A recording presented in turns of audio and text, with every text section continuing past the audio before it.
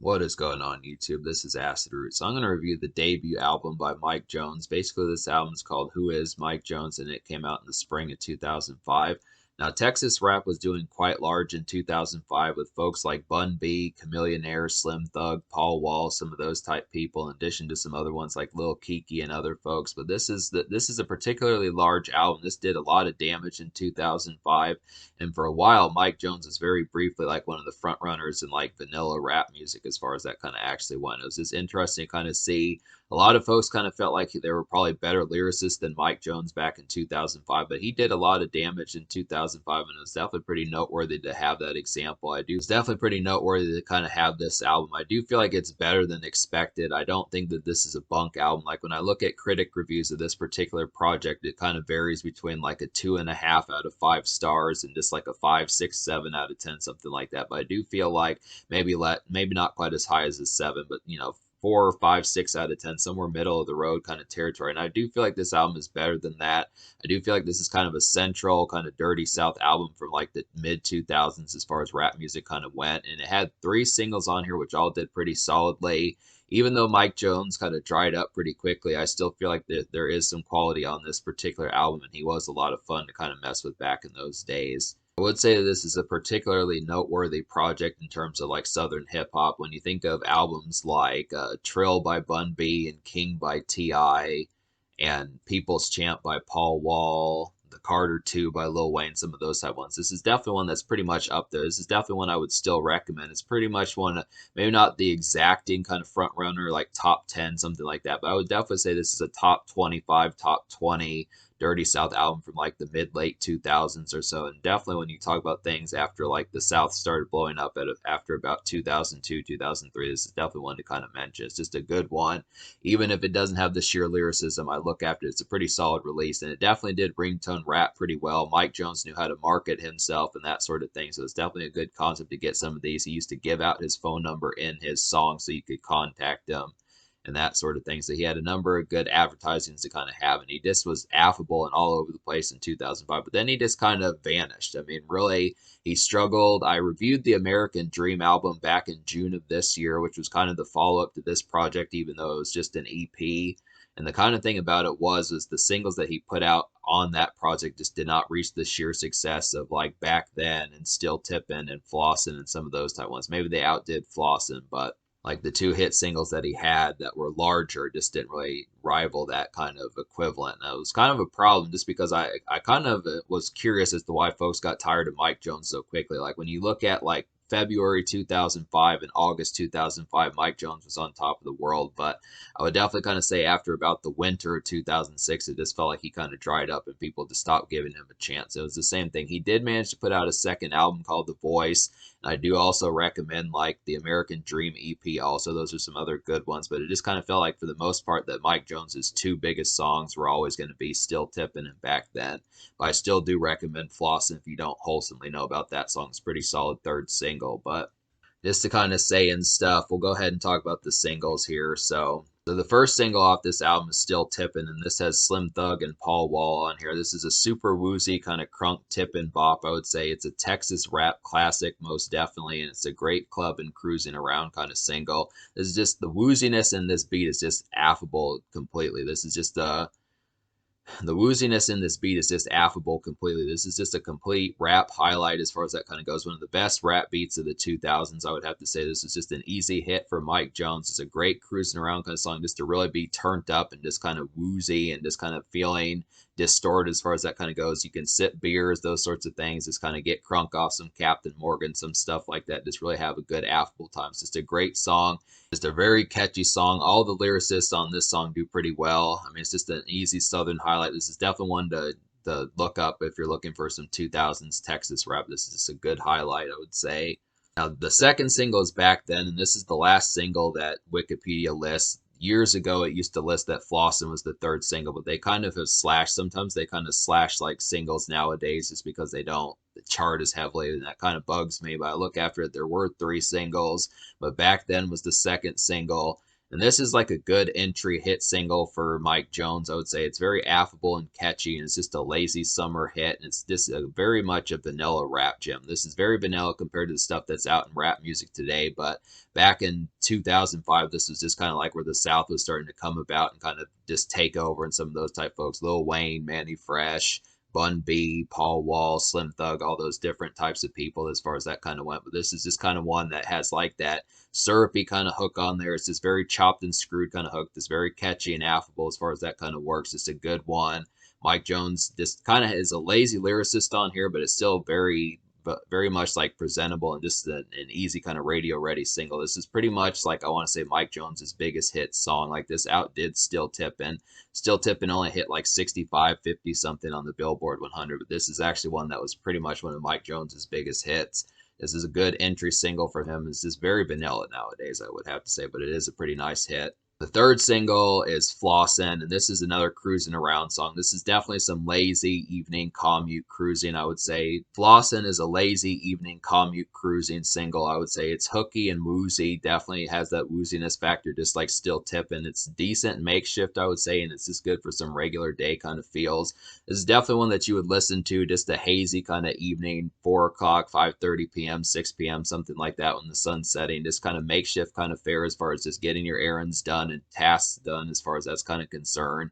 Just kind of winding down. I mean, this one doesn't have to be so much as getting ready to get crunk later, but it's just kind of a wind down kind of one just for like some decent makeshift. It's interesting that Mike Jones was able to pull this one off as far as that's kind of concerned. It's too bad this song kind of underperformed because this is a pretty affable one. This is definitely unlike like a lot of rap songs that were out around this time. This is definitely an underappreciated. Flossin' is definitely an underappreciated Mike Jones song, and just overall needs more kind of attention than what it got. It's just great for regular day kind of feels and just kind of that makeshift after hours as far as just getting done with work or class or something like that, or just responsibilities, tasks, those sorts of things. It's a good one. This easy kind of one for beer sipping, syrup sipping, some of that type of stuff. This really works in that sort of sense as far as just being kind of woozy and that classic vintage Texas kind of feel as far as that kind of goes. So there are some ones like that on here. So to talk about the songs I recommend on this album, there's 15 songs in this album. And I wound up recommending 10 of them. So it's actually quite a bit. Like I said, I consider this an above average release. I definitely would say. But the thing about it is the intro is just like a 25-second interlude. So it's not even a song. So there's really only 14 songs on here. So I really recommend to you 10 out of 14. So we'll go ahead and recommend those. So they'd be Still Tippin', Back Then, Flossin', Laws Patrolling, Screw That, Cut and Remix, Know What I'm Saying, Type of Nigga You Need, What You Know About, and Got It Sewed Up. So yeah, talk about some of these. Like I felt like a really kind of emphatic song that just had some real good expression about it that was surprising for Mike Jones on here was Laws Patrolling. This is very much a paranoia and kind of woozy overcast day kind of bop, I would say. It has Tupac like ruminating feels about it, and it's just a good album cut. This the beat and the woozy kind of production on here just really makes it feel like something that Tupac would do on like Picture Me Rollin' or Ambitions as a Ride, something like that. It just kind of has like a real lackadaisical, but the production is just so affable and really catchy. I just would say that this is a nice one. There definitely need to be more songs like this on here. This is just kind of the typical kind of Tupac kind of worried, kind of paranoid kind of atmosphere that just he pulls off so well. But Mike Jones is pretty good at doing that too. And it's just interesting kind of get this one. There's 3 songs on here that are really good for syrup sipping and smoking some bud and that type of stuff. I would definitely say it's just interesting kind of get these because all 3 of these beats sound very similar. So Screw That, Cut and Remix, and Know What I'm Saying all sound very similar. And they just have like very much like same kind of trippy kind of vibes, but it just really feels like you're completely stuck and slumped as far as that kind of goes. It's really being screwed up for the time as far as that kind of goes. And I would say that probably a real catchy one out of these. I'm going to talk about all 3 of these, but Cut and Remix is a very much trippy, stoned out of your mind kind of hit. It's a ridiculous song that's entertaining. So this one kind of has like some yodeling on there, which I don't know. It's like some European culture that does yodeling. I want to say it's like Swedish or something like that. But I look after just being able to say it's just kind of, it's a very ridiculous song. This is just kind of one of the most outlandish songs I've heard in a rap song in terms of being stoned and fucked up as far as that kind of goes, but still kind of incorporating the yodeling in there and then just kind of being blazed and just kind of a lazy kind of slumped on the couch kind of malaise as far as that kind of goes. Just an interesting one. It's an entertaining song. Screw That is kind of a trippy, smoke heavy, and bent single. I would say it's a good hangout gem to get cranked to, and it's just some lackadaisical fun. So these are just some good ones to kind of get torched to as far as that kind of goes. Just some good moments as far as just having a good time with your buds and just hanging out, watching Jackass, playing PlayStation, some of those type moments. Watching basketball, some of that type stuff as far as that kind of goes. Just some good stuff for that. So it's just another good hangout gem as far as that kind of goes. Know What I'm Saying is another one that's very similar to those two songs I listed. So Know What I'm Saying is a trippy, kind of blazed and haze kind of bop. It's a good hangout shindig affair, I would say, and it's just good for like some lazy and sluggish kind of ambience. So all three of these just kind of have that similar kind of vibe. They're just all good highlights just for they're all real good, kind of smoke heavy kind of vibes. And I was surprised that Mike Jones had so many songs like this on here. I mean, it makes sense just because syrup sipping was really popular in Texas, especially in like the mid 2000s and stuff. So it's interesting just to kind of get so many of these gems just to really get cranked to and have a great time. This is definitely pretty recreational album, more so than I thought it was going to be. I mean, I've owned this album for several years now, but I kind of look after, I just didn't pay enough attention beyond the singles to really say there are some moments on here just for some great moments to kind of get cranked and have a good time. So this is kind of like a miniature party album, but all of the productions is not really like, for the most part, Mike Jones is more of like a chill and lo-fi kind of lazy kind of cat on here. He doesn't really have like the hype kind of club bops like Disco Inferno by 50 Cent or Fireman by Lil Wayne or something like that. A lot of these are just kind of a lot more lazed and just kind of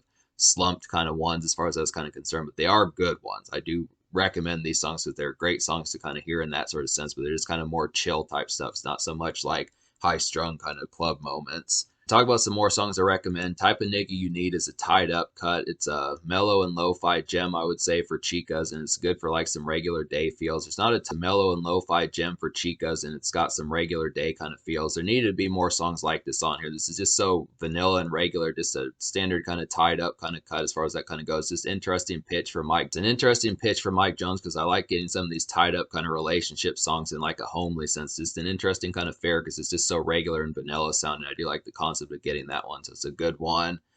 And then What You Know About has Paul Wall and Killa Kilian on here. Killa Kilian is like a cat who teams up with Slim Thug oftenly enough. So this is another good one. This is like a mini version of Still Tippin'. It's a hot box in a car type hit, I would say, and it's a vintage kind of sunny Texas haze of a song, I would definitely say. So this is kind of, it's not quite as emphatic and as overall exuberant as Still Tippin', but it's just like a miniature version of that. It's in the same pitch and variable as that, but it's just not quite as heavy hitting. But it's just another one to kind of have on there. It's just another good bop as far as that kind of goes. Definite great hot box song. This is another smoke one. This is a little bit more lively. It's the closest, it's a closer thing to like a nightclub song compared to some of the stuff on here. But I do like the concept of getting this one. Then Got It Sewed Up is a good 3-6 Mafia beat. I would say this is a solid smoking song and night venue fare. I would definitely say, and it's good for a regular night out. So this is definitely a nice one. This is probably one of the more triumphant beats on here. 3-6 Mafia used to really kill productions in like the 2000s. So this is a good one that Mike Jones kind of snagged on here. So this is a good one to kind of get as far as that's kind of concerned. Just kind of has like a real kind of slinky keys as far as that kind of goes. This whole album is like a good addled drug trip as far as that kind of goes. Just great songs to kind of just be leaned out to and kind of slump to. I just would have to say this is a great album for like some recreational kind of fun as far as that kind of goes. Just a great weekend album,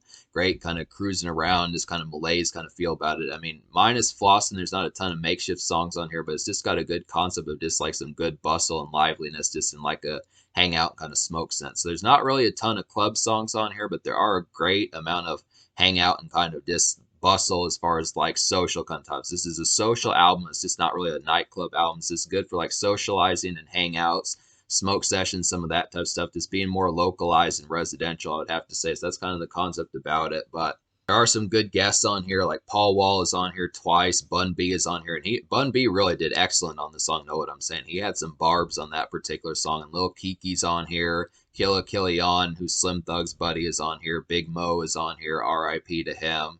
So there's just some good ones on here. I would go ahead and say me liking basically 10 songs out of 14. I'm going to go ahead and give this album like a 9 out of 10. It's really that good. There's just so much good stuff to talk about. Talk about some of the songs I didn't recommend. Like some of these are just kind of more homely ones that just didn't quite hit as heavily. Like I feel like Grandma and 5 Years From Now are just kind of more homely ones that just didn't pull it off as well. I mean, I know these songs were probably necessary, but they just didn't really have much of a pitch to me as far as when to listen to them. Turning Lane was kind of a clumsy one. I think this could have been a pretty decent cruising song. This kind of felt jivey and lively as far as that kind of went, but it was just kind of a gimmick song that just did not pull it off nearly as well as it needed to.